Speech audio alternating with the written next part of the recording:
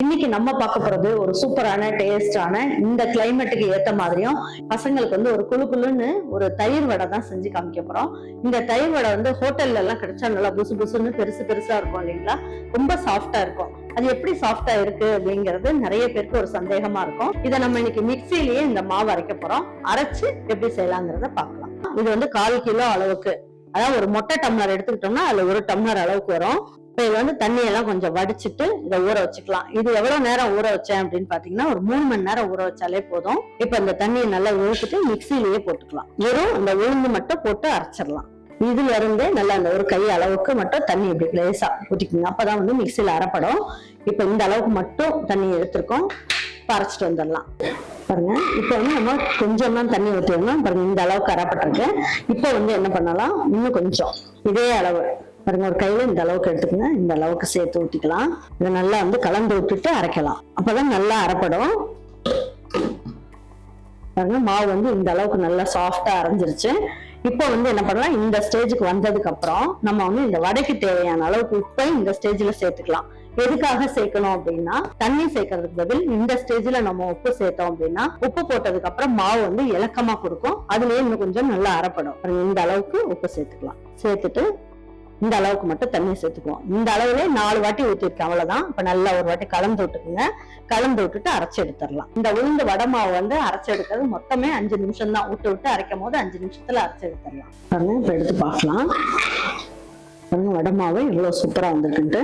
இப்படி எடுத்து தட்டி போடுறதுக்கும் நல்லா இருக்கும், ஓட்டை போட்டு இப்படி போடுறதுக்கும் சூப்பரா இருக்கும். இந்த பக்குவத்துக்கு அரைச்சா போதும். இதை ஒரு பாத்திரத்துக்கு மாத்திக்கலாம். நல்லா வெண்ணெய் மாதிரி அரைச்சாச்சு. இதுக்கு நம்ம வந்து உப்பு மட்டும்தான் சேர்த்தோம், பச்சரிசி எல்லாம் எதுவுமே சேர்க்கல. பச்சரிசி எதுக்காக சேர்க்கணும் அப்படின்னா நல்ல மொறுமொறுப்பு தன்மை வரும். அதுக்கப்புறம் பாத்தீங்கன்னா உங்களுக்கு வந்து எண்ணெய் இழுக்காம வரும். அதே தண்ணி ஜாஸ்தி ஆயிடுச்சுனாலும் நீங்க பச்சரிசி சேர்த்துக்கலாம். பாருங்க, நல்லா பதமா அரைச்சிருக்கோம். தயிர் வடைக்கு நம்ம வந்து என்ன பண்ணலாம், ஒரு 7 மிளகை வந்து கல்லுல வச்சு இடிச்சு போட்டுக்கலாம்.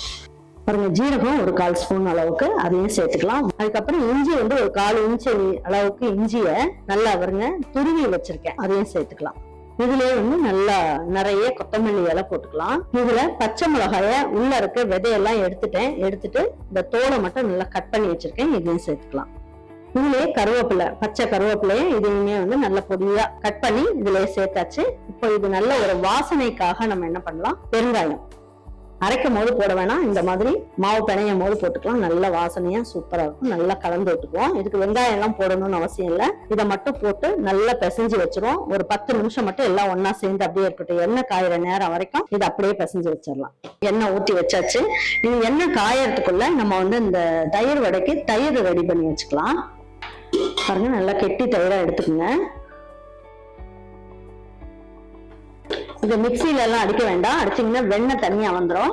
அதனால நல்லா இந்த மாதிரி ஒரு கரண்டியோ அப்படி இல்லைன்னா விஸ்க் இருந்ததுன்னா விஸ்க், இந்த மாதிரி விஸ்க் இருந்ததுன்னா விஸ்க் போட்டு நம்ம வந்து கடைஞ்சிக்கலாம். அதாவது இதுல கட்டி முட்டி இல்லாம நம்ம வந்து இதை இந்த மாதிரி கலந்து விட்டுட்டோம் அப்படின்னா உறிஞ்சி வடை வந்து சூப்பரா வரும். அதுக்காக இதை வந்து நல்லா கலந்து விட்டுறணும். பாருங்க, தயிர் வடைக்கு 2 பிஞ்ச் அளவுக்கு உப்பு சேர்த்துக்கலாம். இதுலயே கொஞ்சமா இஞ்சி நல்லா பொடிய துருவி வச்சிருக்கோம், இந்த இஞ்சியும் சேர்த்துக்குவோம். பச்சை மிளகா விதையை எடுத்துட்டு இந்த மாதிரி கட் பண்ணி வச்சிருக்கோம், இதையும் சேர்த்துக்கலாம். இதுல நல்லா மல்லி இலை இதையும் சேர்த்துக்குவோம். நல்லா கருவேப்பிள்ளையும் நல்லா இந்த மாதிரி கட் பண்ணி எடுத்து வச்சிருக்கோம், இதையும் சேர்த்துக்கலாம். சேர்த்துட்டு நல்லா கலந்து விட்டுக்குவோம். இதுல கொஞ்சமா பெருங்காயமும் சேர்த்துக்குங்க. இப்போ வந்து வடை சாப்பிடும் போது நல்ல வாசனையா சூப்பரா இருக்கும், மணமா இருக்கும். இந்த பெருங்காயத்தையும் இதுல சேர்த்துக்கலாம். பாருங்க, இது வந்து நல்லா புளிப்பா இருந்தாலும் தயிர் வந்து நமக்கு வந்து நல்ல ஒரு டேஸ்ட் கொடுக்கறதுக்காக இந்த குட்டி ஸ்பூன்ல 1 ஸ்பூன் அளவுக்கு சர்க்கரை சேர்த்துக்குங்க. இப்போ சூப்பரா இருக்கும் வடை. தயிர் வடை சாப்பிடும் போது நல்ல டேஸ்ட் ஜம்முன்னு இருக்கும். பாருங்க, இதுக்கு தாளிப்பு கொடுக்கறதுக்கு நம்ம வந்து என்ன பண்ணலாம், கொஞ்சமா எண்ணெய் ஊற்றிக்குங்க. எண்ணெய் காஞ்சிக்கிட்டு இருக்கு. இப்போ வந்து என்ன பண்ணலாம், கொஞ்சமா கடுகு சேர்த்துக்குவோம். ஒரு 1/4 ஸ்பூனோட கம்மியா உளுந்தம்பருப்பு, ஜீரகம் 1 பிஞ்ச் அளவுக்கு சேர்த்துக்கலாம். ஸ்டவ் ஆஃப் பண்ணிருங்க. இதுலயே காஞ்ச மிளகாய விதையை எடுத்துட்டு அதையும் போட்டுக்கலாம். கொஞ்சமா கருவேப்பிலையும் சேர்த்துக்கலாம். சேர்த்து இந்த வடை செஞ்சு வச்சிருக்க மோர்லயே சேர்த்துக்கலாம். பாருங்க இப்ப எல்லாம் ரெடி பண்ணி வச்சுட்டோம். இப்ப வடையை சுட்டு போடுற வேலை தான். வாங்க இப்படி வடை சுடலாங்கிறத பார்ப்போம். இப்ப ஒரு பாத்திரத்துல நம்ம என்ன பண்ணணும், சுடுதண்ணி நல்லா சுட வச்சு இதுல ஊத்திக்கலாம். இது எதுக்காகனா இந்த வடையை சுட்டு இதுல போடணும். போடும் போதுதான் நமக்கு வந்து வடை வந்து நல்லா ஊறி நல்லா வரும். அதுக்கப்புறம் எடுத்து அப்படியே நம்ம வந்து தயிரை ரெடி பண்ணி வச்சிருக்கோம்ல இதுல போட்டுக்கலாம். இப்ப நம்ம என்ன பண்ணணும், இப்படி இருக்கு இல்லையா, இது லேசா ஒரே ஒரு அழுத்து மட்டும் அழுத்தி இதுல போட்டுடலாம்.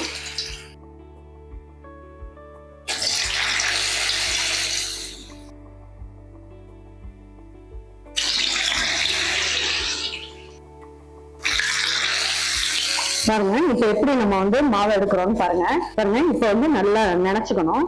நினைச்சுக்கிட்டு இப்படி உருட்டணும்னு வச்சுக்கோங்க, இந்த மாதிரி வரும். இப்ப லேசா ஒரு அழுத்து மட்டும் அழுத்திட்டு அப்படியே போட்டுடலாம். ஃபர்ஸ்ட் போட்ட வடையெல்லாம் வெந்திருக்கும், அதனால அதெல்லாம் திருப்பிடுவோம். பாருங்க இப்ப வந்து வடை எல்லாமே நல்லா வெந்துருச்சு பாருங்க.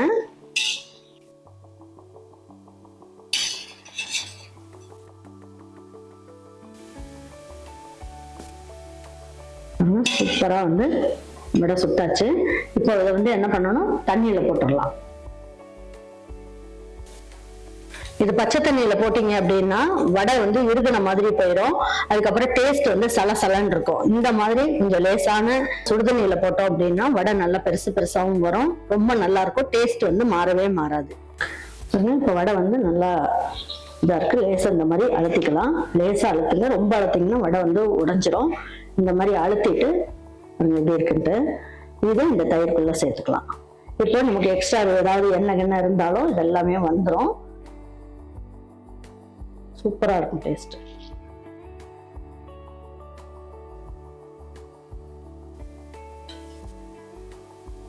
நல்லா உள்ள முக்கி விட்டுறலாம்.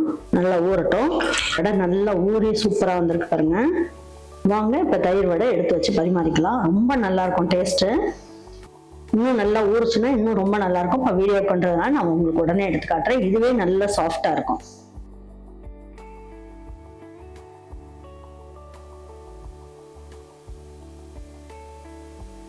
பாருங்க நம்ம சுட்டு போடும் போது எப்படி இருந்தது, இப்ப பாருங்க நல்லா ஊறி நல்லா எவ்வளவு பெருசு வந்திருக்குன்னு பாருங்க. விட மல்லி இலையும் போட்டு விட்டுடலாம். இப்போ உங்களுக்கு பிடிக்கும் அப்படின்னா நீங்க வந்து கேரட் வேணாலும் திருவி போட்டுக்கலாம். அப்படி இல்லை காரா பூந்தி கிடைச்சாலும் நீங்க காரா பூந்தியும் போட்டுக்கோங்க. ரொம்ப நல்ல டேஸ்டா சூப்பரா இருக்கும். வடை வந்து நல்லா ஹோட்டல்ல கிடைக்கிற மாதிரியே உங்களுக்கு வேணும்னா நான் சொன்ன டிப்ஸ் ஃபாலோ பண்ணி நீங்க செஞ்சு பாருங்க, ரொம்ப நல்லா இருக்கும். வடை பாருங்க எவ்வளவு சாஃப்டா சூப்பரா வந்திருக்கு பாருங்க. எவ்வளவு மெத்து மெத்துன்னு இருக்கு. நல்லா சாஃப்டா நல்லா பெருசு பெருசா இருக்கும். நல்லா ஊறி நல்லா பெருசா, நம்ம போட்ட சைஸ் பார்த்தீங்கன்னா சின்னதாக தான் இருக்கும். ஆனால் இதில் பாருங்க எவ்வளோ ஊறி நல்லா இருக்கு. இப்போ பாருங்க இதில் ஒன்று வச்சு காட்டுறேன்.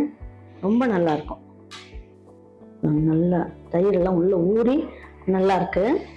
உள்ள வரைக்கும் உங்களுக்கு வந்து தயிர் நல்லா போயிருக்கும். ரொம்ப நல்லா இருக்கும். வாயில போட்ட உடனே பஞ்சு மாதிரி இருக்கும். வாயில போட்ட உடனே கரைஞ்சு போயிடும். அதாவது தயிர் வடை உள்ளுக்குள்ள எல்லாம் நல்லா தயிர் நல்லா உரைச்சு சூப்பரா இருக்கும். பாருங்க இன்னைக்கு வந்து ஒரு சூப்பரான தயிர் வடை தான் செஞ்சிருக்கோம். இது வந்து எப்படி வந்திருக்கு அப்படின்னா, நல்ல ஒரு ஹோட்டல்ல எல்லாம் போனோம்னா தயிர் வடை கேட்டு சாப்பிட்டோம்னா நல்லா மெத்து மெத்துன்னு உள்ளுக்குள்ள எல்லாம் நல்லா தயிர் எல்லாம் உரைச்சு சூப்பரா இருக்கும் இல்லையா.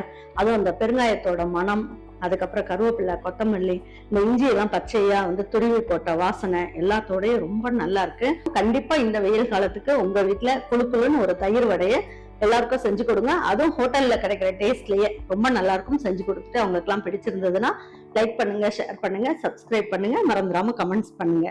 தேங்க்யூ ஃபார் வாட்சிங் ஈரோடு அம்மாச்சி சமையல். தேங்க்யூ.